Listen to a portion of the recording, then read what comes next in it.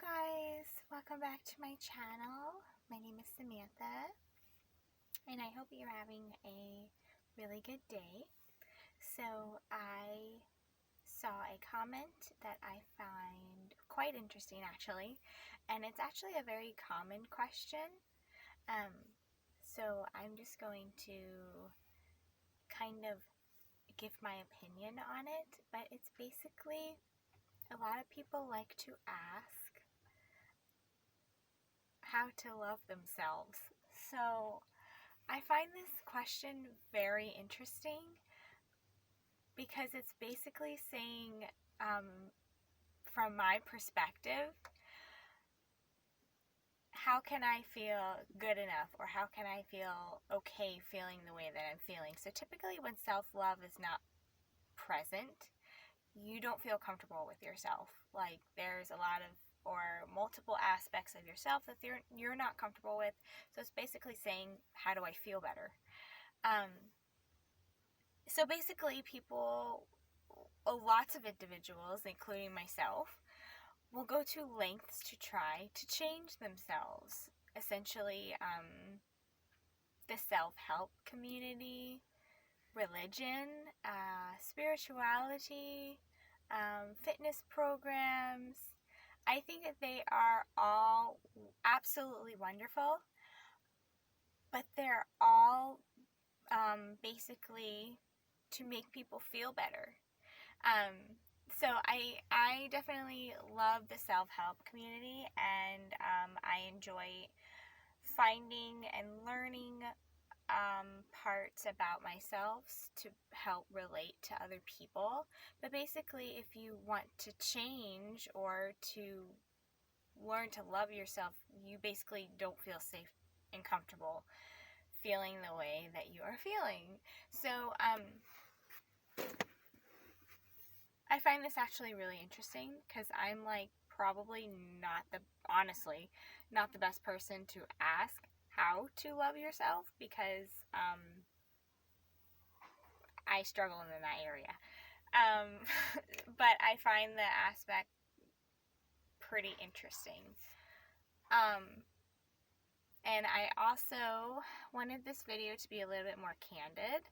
I like to basically individuals that have a hard time feeling secure, and if they struggle with anxiety, it's actually really helpful to surround yourself in a little bit of a dim light lit room, or a place that has fabrics and blankets, and it's kind of an innate nurturing feeling.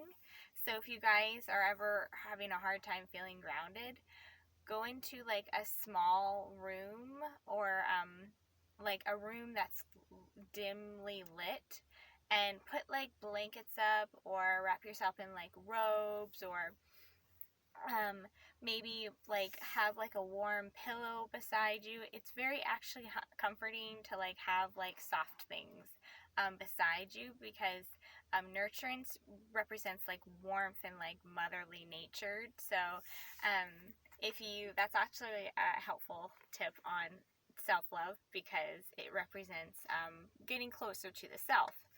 So basically, when a person doesn't love themselves, it means they want to not be close to themselves. So I actually found that it's very interesting and very helpful to embrace or hold closer what you actually don't want to feel. So if you're feeling anger, depression, grief, I actually don't find that it's very helpful to sit in it, but to basically having a place of belonging for it, and to have it be close to you like a child.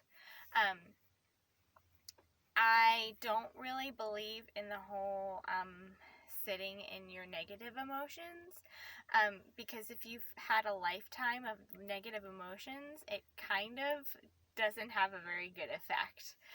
So I believe everything's kind of a balance, but have been several comments basically I'm trying to love myself, or I want to love myself, and it's basically saying that I want to feel better. People do not change. I like to tell this to myself. People do not change, including ourselves as well as other people. People can transform, but they don't change. Change is basically a concept that you have the same belief system or the same beliefs or foundation, but you appear to be different. Transformation is more of right now is good enough, and that's okay. So if you self-love is more about, in my opinion, a transformative time, and it is based on I might not be where I want to be right now, but right now is good enough.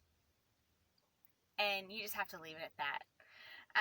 When good enough becomes good enough, then it becomes I like this subject, or I like this idea, or I like myself. And then I like myself turns into I love myself. But it can be a very slow process. The reason why people don't change is because they were given an innate set of gifts and traits. The difference between personality and traits are like basically, if you ever study genes, they're basically the dominant gene that has been passed on, which basically your system feels like it would benefit you. So when people try to change, they're basically trying to change those genes or those innate traits that they were given. Personality is based on environment. It's basically a coping mechanism. If you're in a wonderful, thriving environment, your personality will change whether based on if it's not in a good and thriving environment. But the reason why people don't change is because you can't change your innate traits. Now, what you can do is transformation is more of taking aspects of yourself that you wish to abolish or not have and make it benefit you. Whereas people that want to change, or it's basically to get something in return. So basically, if somebody wants to change to make their partner like them, or to get a job, or they want to change because they want to be liked, or they want to quote unquote be somebody, you're basically making a trade-off. So basically, a aspect or trait of yourself you don't think is going to fit into what you want. So you're basically saying, I'm going to throw this trait out so I can have something that might make me feel better and love myself more, when really you're just abandoning a part of yourself. So whoever said that self-love is a loving journey probably lied.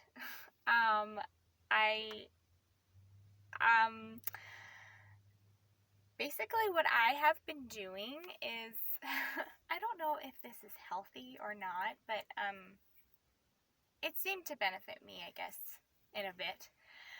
I take basically time out of my day and do absolutely nothing. And by nothing, it's actually really hard not to have a distraction, because we're basically trained not to be in any kind of sort of discomfort. But you will notice that if you're doing absolutely nothing, you're feeling really uncomfortable.